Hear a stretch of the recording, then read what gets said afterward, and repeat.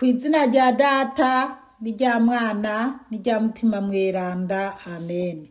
Bene wacu dusangiye ukwemera muri Yezu Kristu, ndabaramukije. Mw'izina rya Yezu Kristu nitugire Kristu. Dusabikanye ijambo ry'Imana dusanga muri Bibliya mu njiri ya Luka. Ku kigabane cyaho cya 10 duhereye ku karongo ka 38 kugeza ku ka 42. Ijambo ry'umutwe twisunga riravuga ngo kwa Marita na Mariya. Bariko baragenda mu nzira binjira mu kigwati, umugore yitwa Marita amwakira iwe. Naho hakaba hari mwene wabo yitwa Mariya yicara iruhande y'Umukama yumviriza amajambo yiwe. Marita we yari yatwawe n'ibikorwa byinshi. Araheza araza avuga ati, Mukama, ntaco bikubwiye kubona mwene wacu andeka ngo nkore jenyene?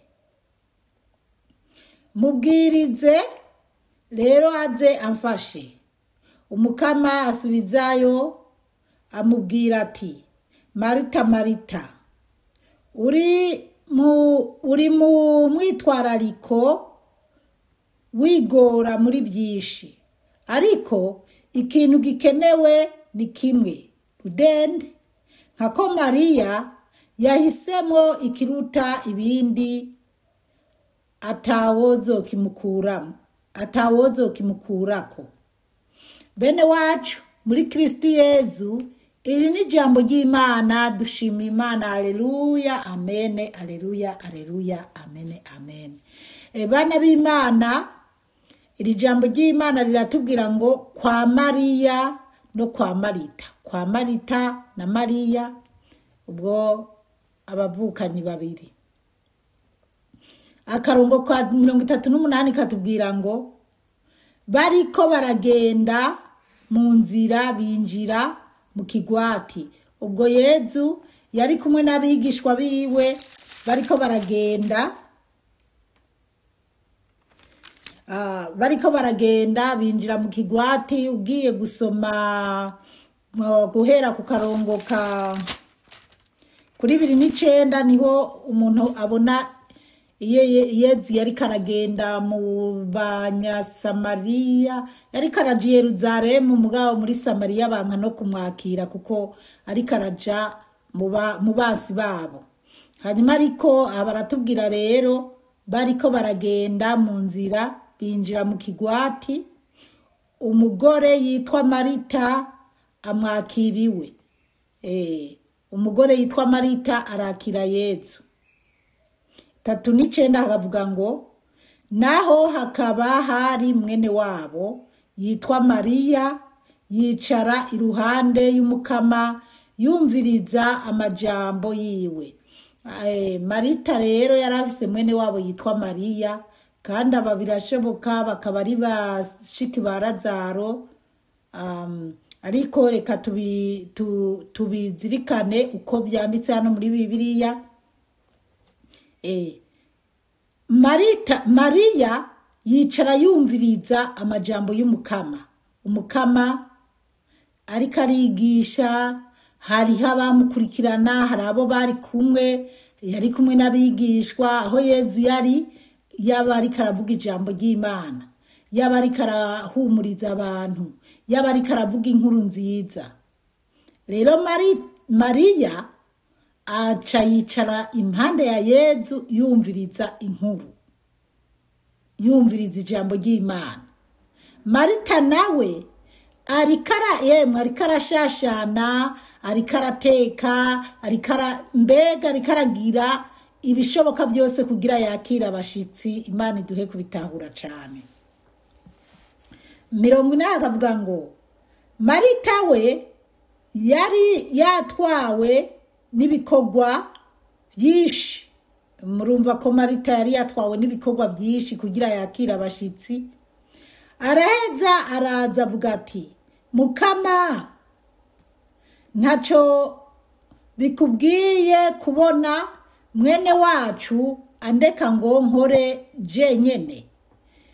Marita rero aragenda abwira Yezu ati Mukama, ntacyo bikubwiye kubona mwene wacu ariko arandeka nkakora jenyene? Ni ukuvuga Marita na Mariya barisanzura kuri Yezu Kristo.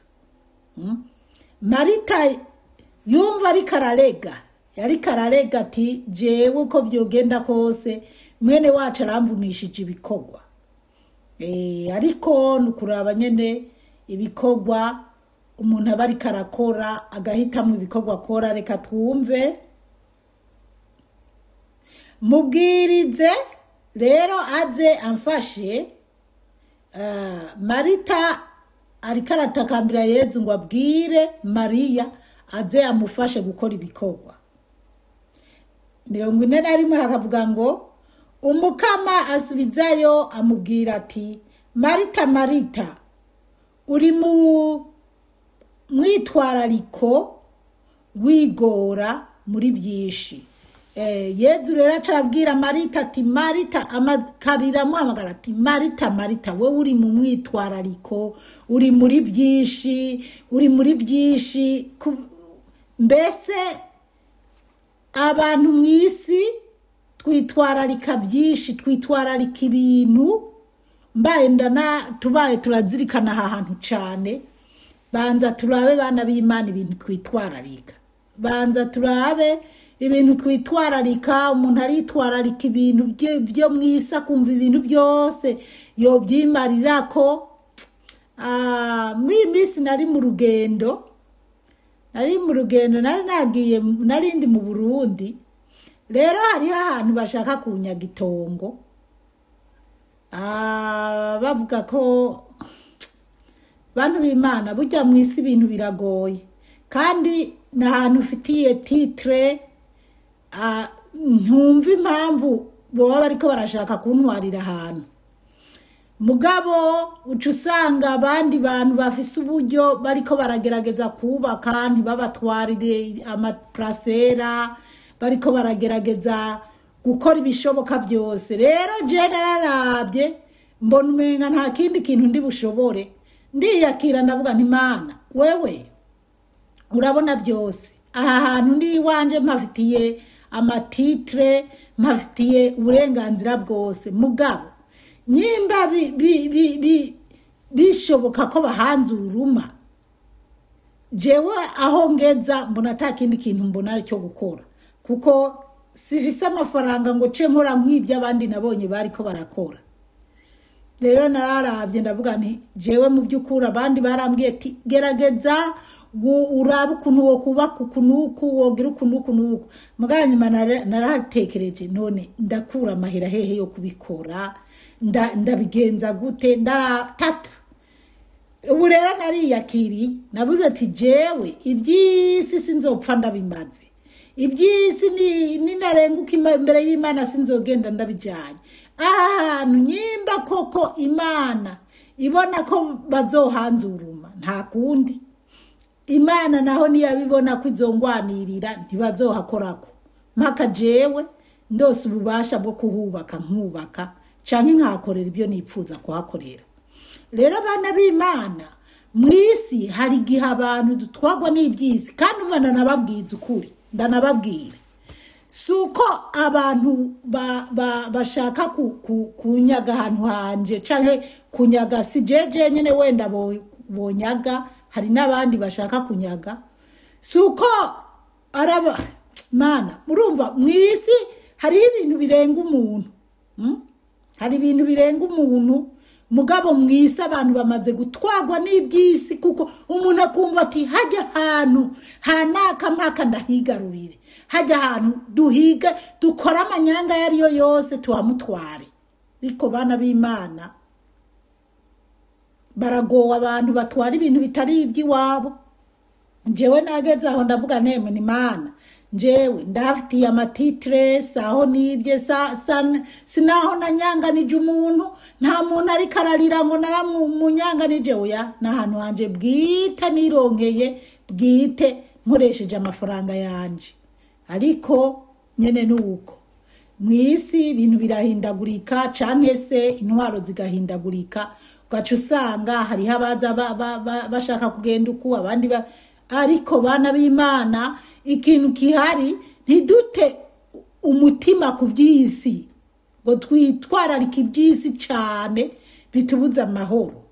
Jewe navuze ati sishaka kubura amahoro kubera amatongo, kubera amaprasera, kubera oya. Navuze Mana, njewe nkeneye kubaho nzi neza ikintu cya mbere ko nubaha Imana, mu gihe nopfa Imana inyakira ikanjana mu bwami bwayo nkigira muri paradizo, kubera umunsi napfuye canke umunsi Yezu yokubita inzamba akanjana, ntabwo nzojanana n'amatongo canke amafaranga canke ibiki oya. Nzogenda ari jewe ngera imbere y'Imana, hanyuma ubwo nyene Imana indabe ibyo naranguye byiza aba ari by'impera impembo, waranguye bibi nabyo nk'ababandi banyaga amatongo y'abandi mu muriro.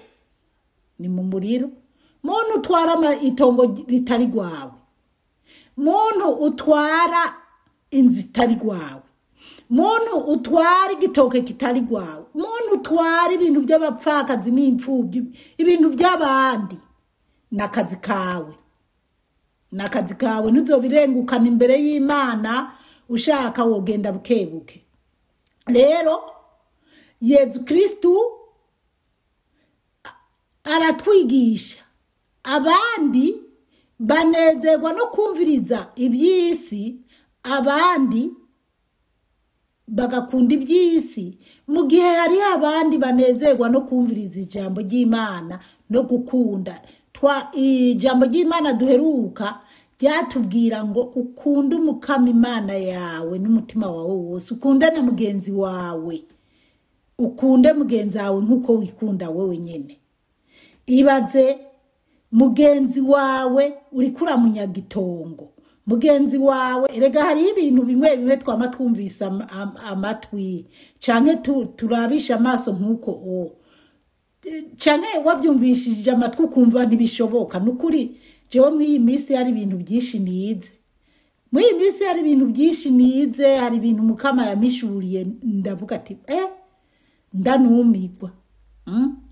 Mw'isi aho umuntu akwibisha ijambo ry'Imana, umuntu akakubwira ngo Imana yavuze ibi atavyo yavuze, ariko arashaka gusa bantu b'Imana. Imana yo mwijuru duhe ko bitahura cyane, kandi Imana yo mwijuru bantu b'Imana dusaba umutima wo kwitondera ibintu byo muri iyi si, dusaba umutima wo kugenda bukebuke. Wowe uri kuriba abantu, mbese uri kuriba abantu ukoresheje ubujyajya bwo kuvuga ijambo ry'Imana canke bwo kubesha abandi. Rero abana b'Imana bari mu rugendo rugenda mu ijuru, twige kubaho tutabesha, twige kubaho dukunda Imana, twige kubaho tumenya ati ibi bintu biri mu isi byose bisayangana tuzobisiga. Reka dufate umwanya tube nka Mariya.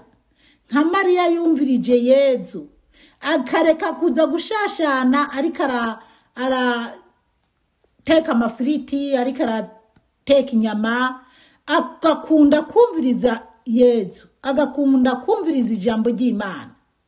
Reka tubandanye twumve icyo Yezu abandanya kubivuga ko. 42 hakavuga ngo ariko ikintu gikenewe ni kimwe rudende, nkako Mariya yahisemwo ikintu ikiruta ibindi atawozokimukurako. Bana b'Imana murumva Yezu arashimangira akabwira Marita ati Mariya yahisemo ikintu kiruta ibindi atawozokimukuramo. Mariya yumviriza ijambo ry'Imana, yumviriza Yezu. Kuwa Mungu abantu benshi baja kudandaza, abandi bakaja mu bindi bintu bitandukanye by'isi, bakaja gukina amafilime, bakaja gukina imipira mpora ndaba ngaha mu bazungu canke se yego ukuntu kwa Mungu usanga abana b'abanyeshure kandi bamwe tuba tubona ari abana bo muri Gatolika kubera iki kuwa Mungu baza gukina umupira. Jewe rero abana banje bavuga ati ndabashire mu maklabu baze barakina imipira, ndababwira ati kuwa Mungu sishobora kwemerera umwana kwaza gukina umupira, ategerezwa kuza gusenga nyimba. Kandi aho rero bagaca baza gukina mu gitondo hakiri kare. Sinumva rero ukuntu umwana w'umukatolike canke w'umurokore uwitwa ko asenga ku munsi wa Mungu, ukuntu yoreka umwana ngo nagende gukina umupira kandi ari umunsi wo kuza gusenga. Umwana akirirwa atagiye gusenga ngo yagiye gukina umupira. Imana idutabare cyane. Uwo mwana Yezu niyakubita inzamba araza kujana uwo mwana. Wowe nyina weho ni waba uri kugusenga ari wowe warekuye umwana ngo nagende gukina umupira, Yezu arakujana kweri kandi ari wowe warekuye umwana ngo nagende, canke wa mudoropinze ku kibuga ugacu gukwakwanya ngo ntuceregwe ngo ugiye gusenga. Nukuri ushaka wari kwirekera. Imana idutabare cyane. Hari ibintu abakristo dukwiye kuza turaraba tukagenderako tukaraba iyo turiko turaja. Ntabwo uri umukristo wofata umwana ngo nagenda gukina umupira ku munsi uzi ko umwana yagomba kuza gusenga. Mu yindi minsi okay, ariko duhimbaza umunsi w'Imana kandi turazi neza ku munsi wa Mungu abazungu bawita Sunday. Bijya bavuga ngo izuba Sunday, umunsi w'izuba. Mugabo abazi Imana tuvuga ni ku munsi w'Imana. Kandi na Bibiliya mu byahishuriwe Yohani harabivuga neza ku munsi w'Imana. Ho Yohani yabonekerwa na Yezu Kristo hari ku munsi w'Imana. Umunsi w'Imana kuwa Mungu kumuzuko Yezu ayazutse ku munsi w'Imana, ku munsi wa Mungu, kuwa mbere w'imisi ndwi kama ni kuwa mbere. Abandi bavuga ngo kuwa mbere kama w'Isabato ibintu nk'ibi. Gusa icyo tuzi kuwa Mungu, ku munsi wa Mungu, ku munsi w'Imana ni wo munsi Yezu yazutseko. Niyo mpamvu abantu b'abakatolike n'abandi bantu basenga kuwa Mungu bakunda umunsi w'Imana kubera ni wo munsi Yezu niyo ntsinzi ya Yezu Kristo, niho twatsindiye. Rero twige kuba nka Mariya yatoranye kumviriza ijambo ry'Imana, kumviriza Yezu Kristo. Mu gihe Marita abandi ku munsi w'Imana babyukiye ku maresitora guteka, abandi babyukiye kubaga, kwica inka, kwica impene. Imana idutabare cyane. Imana iduhe gutahura cyane. Tureke gutwagwa n'ivy'isi. Uri umukristo, uri umurokore, wagiye ku munsi wa Mungu, ugiye kubaga. Niwahereye kuja gusenga.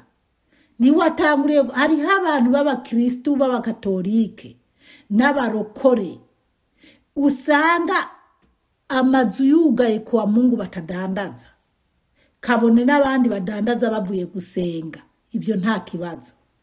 Ariko umuntu agasiba kuja gusenga kubera ngo kwa Mungu niho adandaza neza. Mera nka Mariya. Iri zina Mariya ryarahezagiwe kuko Mariya nyina wa Yezu yemeye Yesu, yaremeye kubyara Yezu. Mariya nawe mwene wabo na Marita yumvirije Yezu, ntiyaza gushashana ngo ariko arateka ariko aragira iki. Oya, yumviriza ibiruta ibindi. Na Yezu yabwiye Marita ati Mariya ikintu yatoranye nta wokimukuramo, nawe rero nshuti yanje bari icyo utorana nanje ndasabye mutima mweranda anzemwo ntorana ikintu kiruta ibindi byose, ntorana ikintu kiruta iby'isi byose. nkunda imana n'umutima wanje wose n'ubwenge bwanje bwose n'umushaha wanje wose. nongere sabe mutima mweranda ampe gukunda bagenzi banje nkuko nikunda jewe. nongere sabe mutima mweranda ampe gukunda kumviriza ijambo ry'Imana. Bana b'Imana, ibaze nk'umuntu muri telefone hama harimo ijambo ry'Imana, mugabo wo kugira yumviriza ijambo ry'Imana pfumaza ku ma YouTube no ku ma social media y'ibindi bintu bipfuye nabi, yumviriza ijambo ry'Imana ugasanga icyo je ndashima mutima mweranda, ndashima Imana kubera mu gitondo iyo nuguruye telefone yanje mbanza guhigana n'ijambo ry'Imana ry'uwo munsi, nkaryumviriza nkabona kuja mu bindi sinzi wowe ingene bimeze iwawe bimeze, mugabo jewe niko numva nipanze. Nawe ndakwipfuriza rero kumviriza ijambo ry'Imana. Amagurupe ubu nta muntu atari mu magurupe bantu b'Imana. Abantu muje mu magurupe muze murumviriza.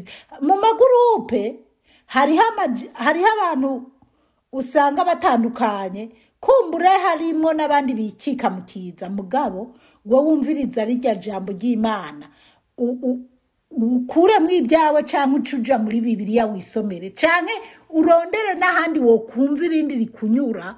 Ni waba wumva ko ibyo Zipora ariko aravuga bitagushimishije canke ibyo Maragarita yavuze bitagushimishije, ntihobura n'ubundi basi wumva ko yagushimishije. Ariko tuze turirinda kugiranira ubucuti burenze n'abantu bamwe na bamwe utashishoje neza, kuko iki gihe beshi bari kwikika mukiza bakabeshera Imana.